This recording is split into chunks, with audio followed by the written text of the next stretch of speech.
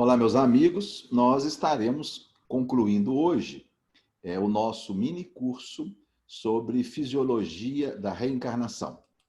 Tivemos oportunidade em nosso último encontro de começarmos a estudar a dinâmica em si do processo reencarnatório, ou seja, como os espíritos mergulham na matéria, qual a sequência de fases que se sucedem.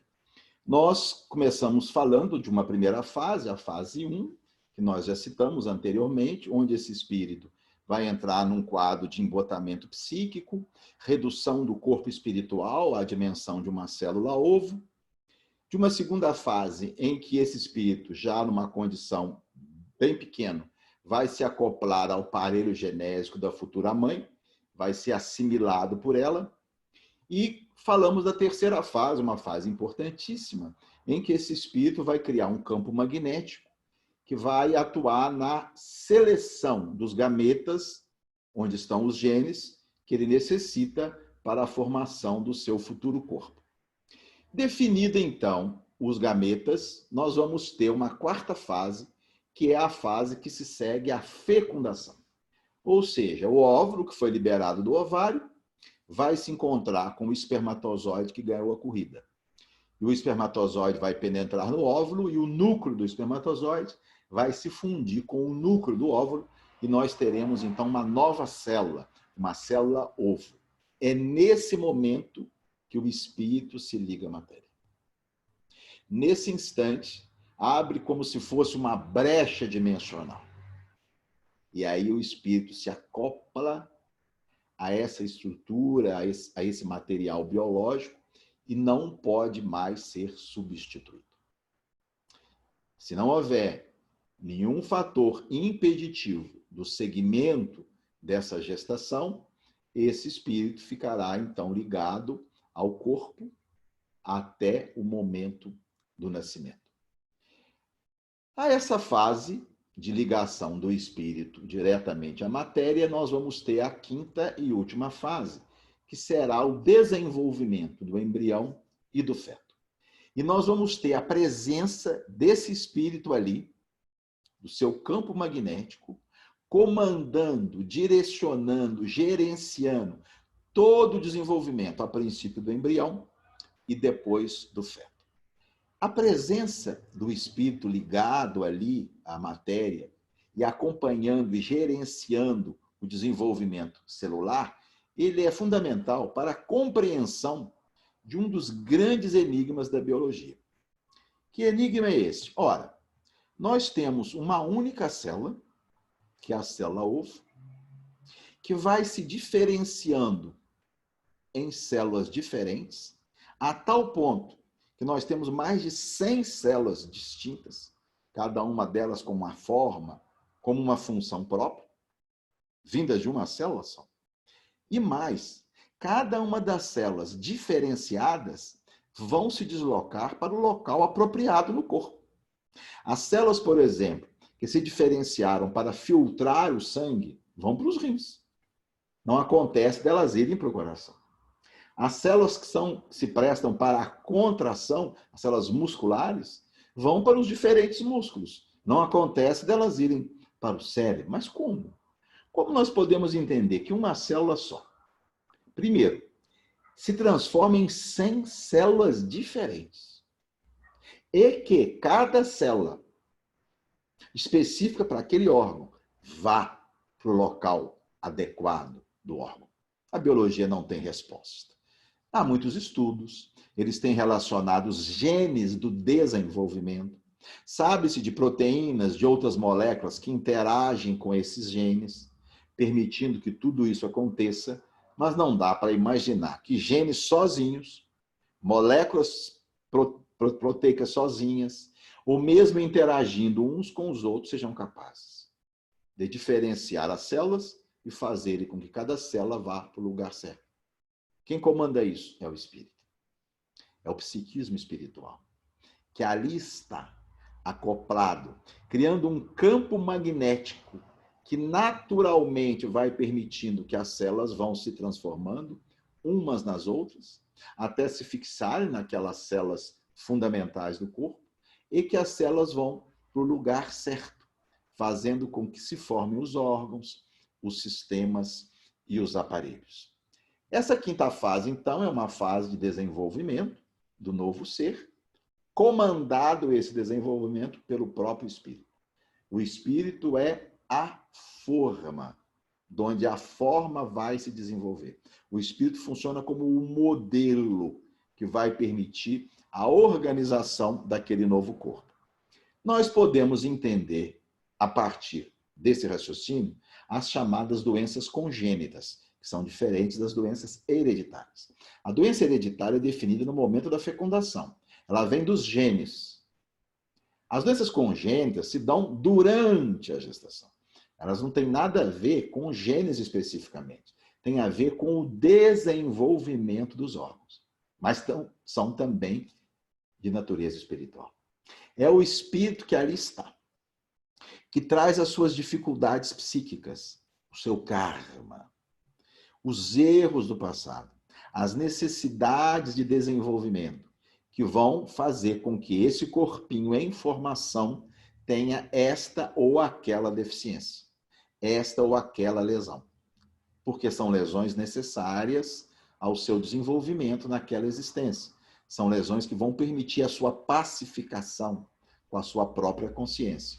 Então, vamos imaginar, por exemplo, muitos problemas congênitos cardíacos, né?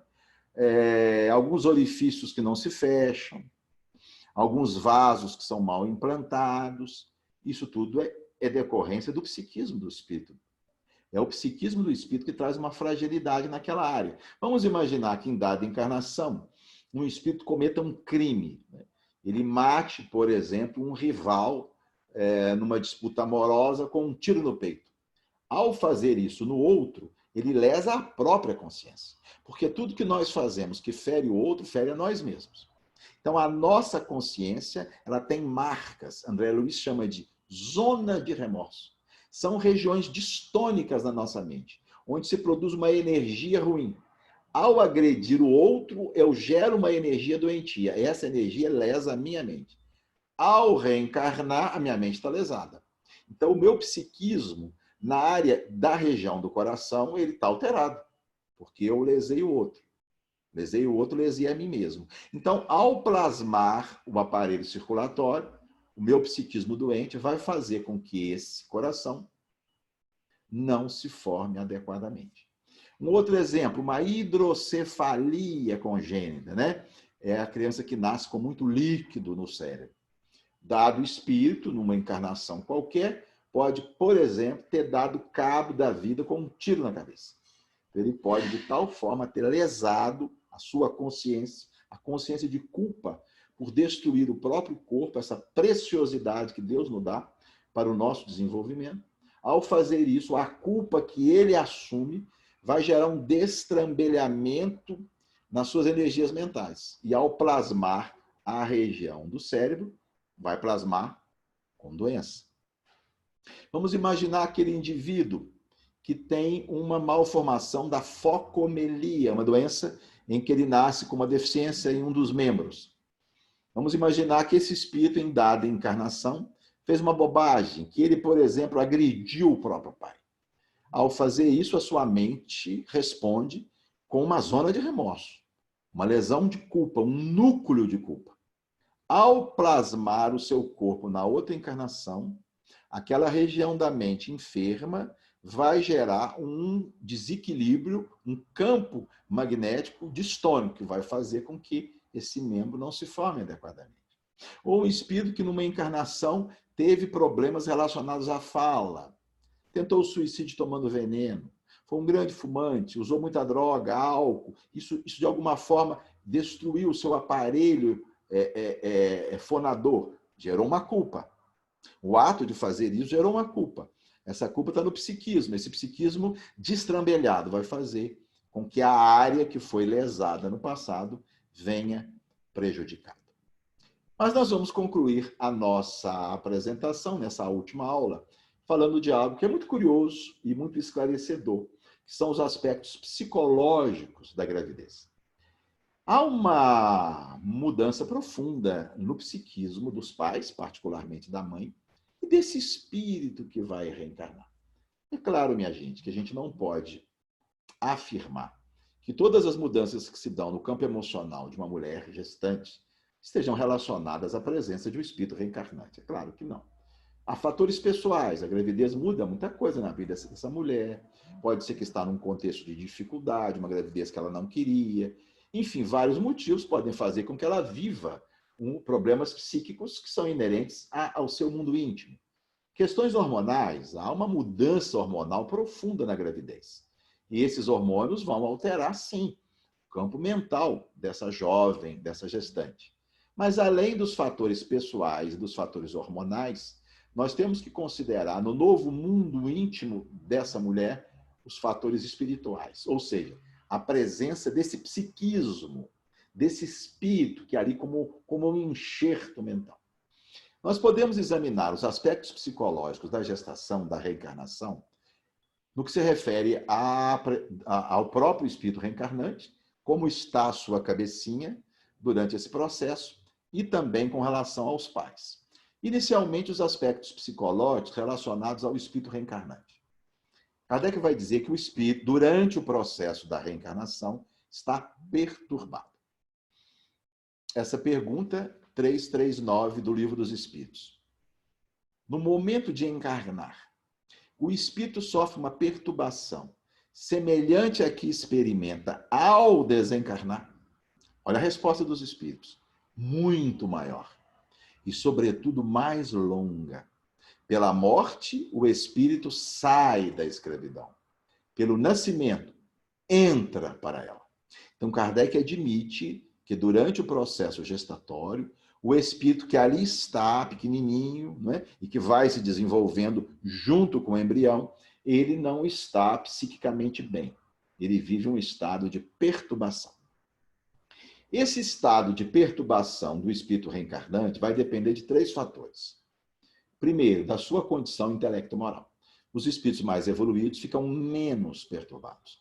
Eles acompanham melhor esse momento. Há casos, inclusive, de espíritos de grande condição evolutiva, que mesmo enquanto se forma o seu corpinho, ele já ligado à matéria, consegue até mesmo desenvolver algumas atividades, que ele não está totalmente perturbado. É claro que os espíritos mais inferiorizados ficarão mais perturbados, alguns totalmente inconscientes. A época da gestação. Esse estado de perturbação ele vai agravando, vai aumentando durante todo o parto. É menor no início da gestação e vai se agravar ao final. E, finalmente, a atitude dos pais. Né? O mundo íntimo que os pais cultivam, as suas emoções, como eles estão vendo aquela gravidez, principalmente a mãe, né, que está mais intimamente ligada ao feto. Tudo isso vai passar para o espírito reencarnante. O espírito reencarnante é muito sensível às sensações, às emoções e aos sentimentos da mãe, porque ele vive num clima de simbiose psíquica. Os pensamentos e as emoções da mãe estão muito interligados com o do espírito reencarnante e vão se refletir nele. Olhe esse pensamento de André Luiz, do livro Entre a Terra e o Céu, como é importante. A corrente de troca entre mãe e filho estende-se ao intercâmbio constante das sensações diversas. As mentes de um e de outro como que se justapõem. Ele está dizendo que as trocas que existem entre mãe e filho não são apenas trocas nutritivas, oxigênio, líquido, não. Há trocas mentais. Certos estados íntimos da mulher alcançam, de algum modo, o princípio fetal, marcando-o para a existência inteira. Olhem só, minha gente. Determinados pensamentos que a mãe cultiva durante os 9 meses podem marcar, se fixar no psiquismo do futuro filho de uma forma permanente para a vida toda. E vai dizer ainda que o trabalho da maternidade assemelha-se a delicado processo de modelagem, requisitando por isso muita cautela e harmonia para que a tarefa seja perfeita. Ou seja, uma gestante não deve apenas se cuidar fisicamente, não é? Se abster do cigarro, do álcool, procurar uma alimentação saudável, não ganhar peso, manter atividade física, ela deverá também cultivar uma saúde psíquica, porque o espírito que ali está recebe esses choques mentais, que podem agravar sua perturbação ou aliviar a sua condição mental. Alguns dados importantes nessa área. Por exemplo, sabe-se hoje que o bebê durante a vida intrauterina percebe muito mais do que se passava à sua volta. Porque a psicanálise nos seus inícios não admitia um psiquismo fetal. Freud não reconhecia isso. A psicologia hoje aceita, sim, há um psiquismo fetal. O espírito que ali está, a psicologia é materialista. O espírito não, a mente que ali está, ela registra o que se passa à sua volta. Há muitos estudos mostrando as percepções do feto e que depois podem ser identificadas durante a sua vida, o seu nascimento. Isso em ratinhos já foi testado. Sabe-se, por exemplo, que ratas que estão prenhas, submetidas a estímulos provocadores de medo, pariram ratos instáveis emocionalmente. Ou seja, o que se passa no mundo íntimo da mulher marca seriamente o psiquismo do seu filho. Um outro autor dessa área vai dizer também muitos males na criança, como dores de cabeça ou estados de ansiedade, se originam de sensações percebidas no útero materno. Então, problemas que podem acompanhar a criança ou mesmo o adulto e que são gerados, em grande parte construídos durante os 9 meses em que eles estão recebendo os choques mentais da mãe. E o autor Filomeno de Miranda, que é um espírito, através da mediunidade de Edivaldo Franco, vai dizer em um de seus livros que vezes ocorrem que o pavor do espírito reencarnante é tão grande ante os conflitos que ele vê na própria mãe, que ele desiste da reencarnação, interrompendo o processo encarnatório. Ou seja, o clima mental é tão hostil a esse espírito que ele inconscientemente desiste da reencarnação. É como se ele se afastasse, adquire uma fobia tão grande àquele contexto, que ele consegue romper os laços que o prendem à mãe e surge um aborto. Um aborto que é tido como involuntário, espontâneo, mas que, na verdade, foi construído por uma relação conflituosa entre o futuro filho com a futura mãe. Mas também há aspectos psicológicos nos pais, notadamente na mãe. A mãe, ao contato com as vibrações do espírito reencarnante, ela vai sofrer algumas modificações. Algumas vezes é um desejo inesperado da maternidade. Muitas vezes, antes da fecundação, o espírito já se aproximou, o espírito já está junto dela. E a simples presença do espírito pode ser pressentida por ela. E surge, às vezes, inexplicavelmente, um desejo da gravidez. É aquela mulher que já tem aí os seus 40 anos, já tem uns filhos já adolescentes, e certa manhã acorda, suspirosa, volta-se para o marido na mesa do café, benzinho, eu acordei com uma vontade da gente ter um novo filho. O marido quase cai da cadeira. Você está maluca, mulher? Os nossos filhos já estão crescidos, não está na hora da gente ter filho. Ah, mas eu queria tanto. E começa a infernizar a vida do marido e acaba ele cedendo. E aí vem uma gravidez e muitas vezes já é a presença daquele espírito que está ali preparando-se para reencarnar. A mulher que assuma gostos inabituais, gostos estranhos, muitas vezes esses gostos podem ser transferidos pelo próprio espírito. São gostos não dela, mas dele. Ela está sentindo por ele. Habilidades diferentes. Durante a gravidez, essa mulher ela adquire facilidades com coisas que habitualmente não lhe são fáceis, não lhe são próprias, né?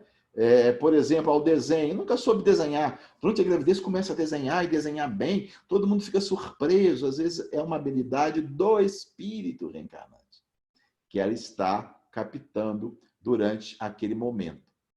Mudanças de estado de espírito. Uma mulher que é alegre fica triste. Uma mulher que habitualmente é mais calada fica muito falante. Olha o que o André diz no livro Entre a Terra e o Céu. A gestante é uma criatura hipnotizada a longo prazo. Tem o campo psíquico invadido pelas impressões e vibrações do espírito. Então, ela passa a absorver esses pensamentos que vão influenciar no seu mundo íntimo. E até mesmo o aparecimento de uma afetividade estranha com outros membros da família, às vezes com o próprio marido. André vai dizer, há mulheres que adquirem antipatias súbitas. Outras se recolhem a fantasias tão inesperadas quanto injustificáveis. Nessa questão marido e mulher, o sentimento que os une, que eles cultivam, pode sofrer profundas modificações durante a gravidez. Vamos dizer que ela é aquele marido muito delicado, muito afim, muito gentil, e de repente é acometido de uma certa hostilidade em relação àquela mulher. Pode ser que está vindo ali um espírito que foi o seu rival no passado. E a aproximação daquele espírito, ele não sabe, ele não lembra, mas ele pressente aquelas energias, eles fazem mal. E ele passa a nutrir pela esposa uma hostilidade que não é para ela. É direcionada ao espírito que ali está. Ou o contrário. Ele já não estava muito carinhoso, o casamento já não estava muito bom, ela engravida, ele se transforma em outro. Aquele marido querido, não é atencioso, chega em casa mais cedo, leva flores, bombons. Essa afetividade pode não estar sendo direcionada para ela. Pode estar sendo direcionada para o espírito que está ali e que vai ser uma filha, que é a outra do passado. E ele está, então, sentindo um afeto diferente por um espírito que ele foi caro em encarnações anteriores. Tudo isso, meus amigos, nos faz entender a gravidade, a profundidade que envolve esse momento, onde estarão profundamente interagidos o espírito reencarnante e o novo núcleo que ali está. A responsabilidade, a bela responsabilidade que assumem os casais quando decidem receber um filho. Diz Emmanuel no livro Vida e Sexo, que quando um casal decide acolher um espírito na condição de filho, há toda uma movimentação da espiritualidade superior, de acréscimo de socorro, de mais atenção, de mais investimento àquele casal. Porque os nossos filhos não são nossos filhos, são filhos de Deus.